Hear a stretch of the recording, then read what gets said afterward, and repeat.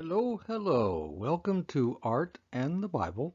I'm Jim Bennett, and with this lesson, we want to talk about a famous artist, Rembrandt, my favorite artist of all time, and an artist who produced a large number of pictures depicting scenes from the Bible. Rembrandt van Rijn, 1606 through 1669, was a Dutch draftsman, painter, and printmaker, an innovative and prolific master in all three media. He's generally considered one of the greatest visual arts in the history of art and the most important in Dutch art history. He is most famous for his self-portraits, individual and group portraits of wealthy patrons, and illustrations of subjects from the Bible. His portrayal of the humanity of his subjects is a hallmark of his artwork. He was a genius. Born in small Dutch village of Leiden, and here's a picture of Leiden today. He grew up there, had art lessons, and began to establish himself as an artist. But then he moved to Amsterdam and became quite successful, and this is a photograph of Rembrandt's house. And if you go to Amsterdam, you can actually see his house there. On the second floor of his house, there was his studio. And this is an actual photograph of his real studio, only when he was there it would have been a lot more cluttered. There had been more easels, maybe there'd be students or apprentices working in the studio, a lot more materials. This setup here is rather sparse, to say the least. Here are a couple paintings taken directly from stories from the Bible. On the left we have Belial and the donkey, and if you want to read about that, I'm not going to read the scriptures themselves, but I will give you the references and you can look them up. If you're not familiar with the story of the talking donkey, go to Numbers 22:27. And then on the right, we have his painting of the Ascension of Christ. And if you want to read about that, please turn to Acts 1:9. Now, if you want to study these paintings for longer time than what I'm going to allot in this video, just pause the video, and then once you've taken your long look at the painting, you can proceed. And here we have a story from Acts 8:35, in which one of the apostles is blessing the chariot driver.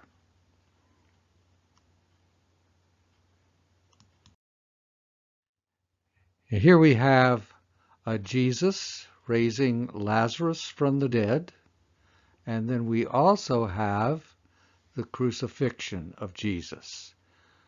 On the left, the story of Lazarus can be found in John chapter 11, verse 43, and the crucifixion, John 19:18.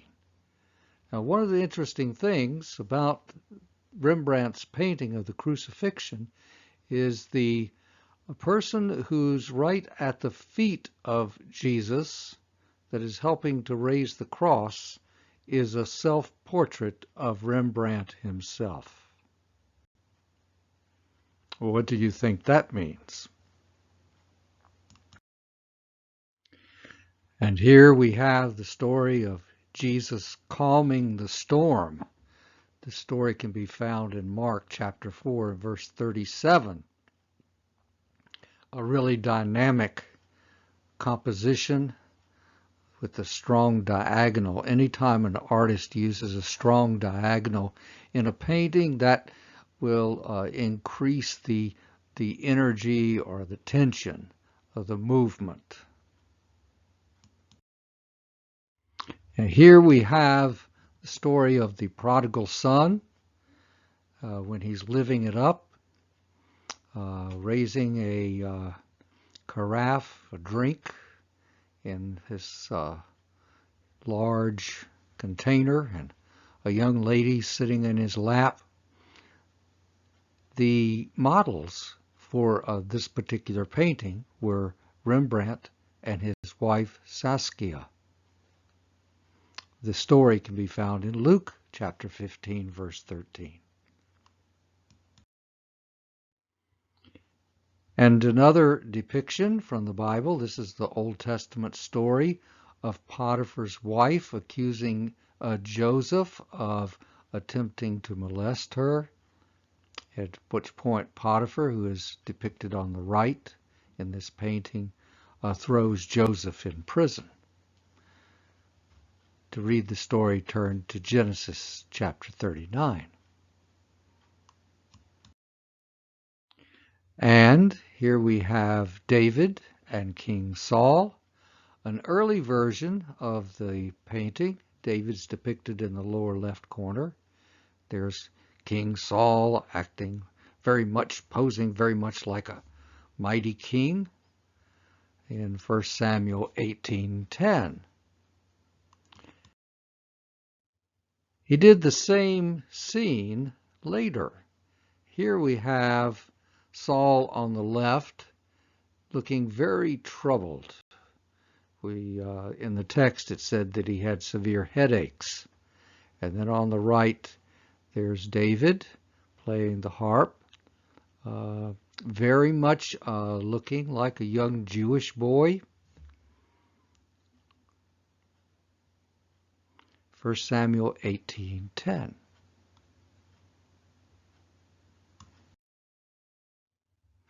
Here we have several paintings where Rembrandt painted Jesus.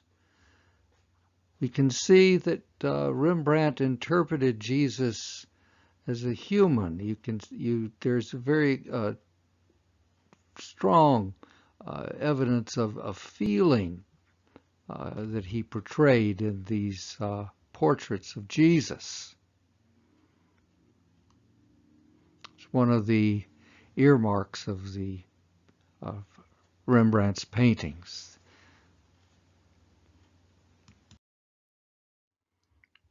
And here we have an etching, story Matthew 27:35 of the crucifixion, a rather large etching with a crowd of people all around. It's interesting the way that he created the beams of light coming down and illuminating the people directly under the cross, contrasted with the shadows, which are more toward the sides.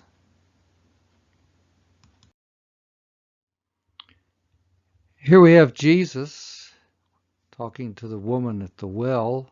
This is a much later painting in his career. Find this story at John 4:14. The whole chapter, fourth chapter in John, tells the story of when Jesus met the Samaritan woman at the well. Let's look at some details. First, we see Jesus, and you can see the bold brushwork, bold brushstrokes that Rembrandt used. This kind of supercharges the painting with kind of an energy, and rather than blending out those brushstrokes, he lets the brushstrokes be seen. And here we have his painting of the woman. Again, very bold, unblended brushwork, which gives the whole composition a greater energy and a texture that is very inviting. And here we have a woman bathing, being observed by King David. 2 Samuel 11:4. This is an earlier painting.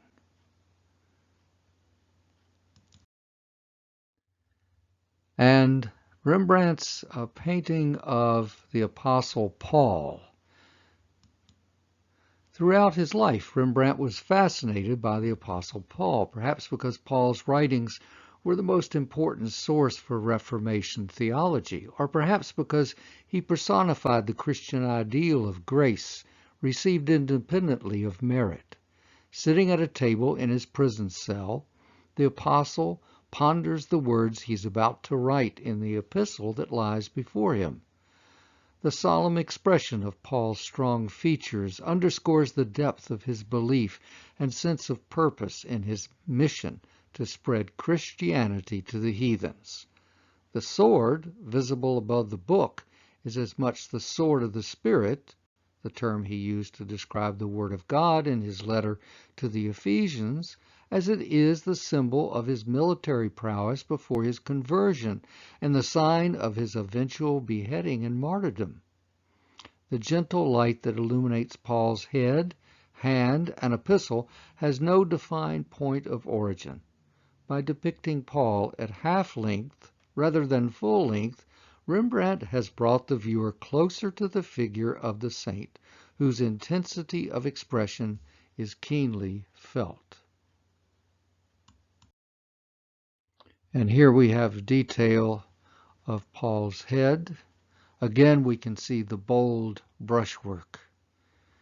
There's an energy and a power that is communicated through this kind of brushwork.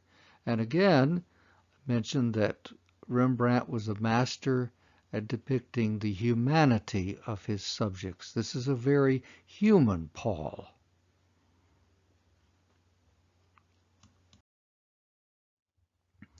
And a much later painting, it's a painting of Moses when he had descended from Mount Sinai with the tablets of the Ten Commandments and saw that the Israelites were worshiping a golden calf, and he dashed the tablets on the rocks and broke them up, that he was upset and angry with them.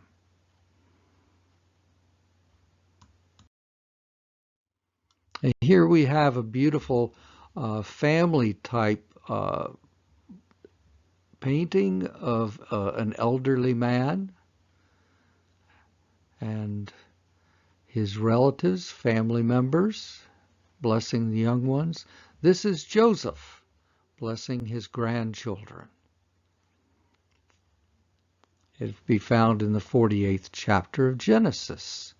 And it's interesting the way that he's framed this setting with curtains on either side. It gives it a sense of intimacy.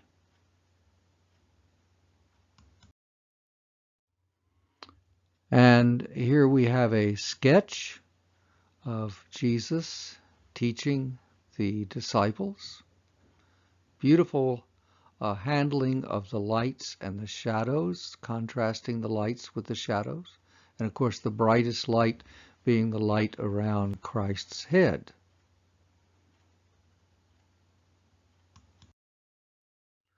Another sketch, this would be a study for the story of the Good Samaritan, Luke 10:33. And we see here the injured man is lying across the donkey, and the Samaritan is negotiating with the innkeeper. This is just a rough sketch, and I don't believe that this composition was actually used in a painting, but something similar to this. This is what we call a study. And a beautiful etching of Jesus teaching. It's interesting to see the poses and the expressions of the people who are gathered around, some who are listening very intently, just waiting, hanging on every word. Some are looking upward. They're feeling inspired. They're lost in their thoughts. Others not really paying any attention at all. For example, the little boy in the center in the foreground.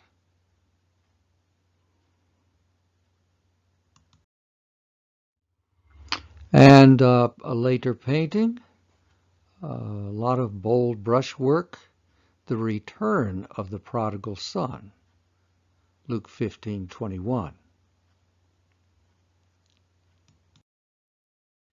This particular painting, a poster of it, was the inspiration for Henry Nouwen, and he wrote a book about it, The Return of the Prodigal Son, a story of homecoming. He was touched so much by the love that was expressed in this painting of Rembrandt, the idea of coming home and being welcomed and loved, struck him to his heart and became a real spiritual landmark in his development. Henry Nouwen, The Return of the Prodigal Son. Well, that's the end of this presentation. I hope that you learned something. Indeed, Rembrandt was an artist who painted did many works based on the Bible in the hundreds, and of all of his paintings, probably about 20% of them were subjects taken directly from the Bible.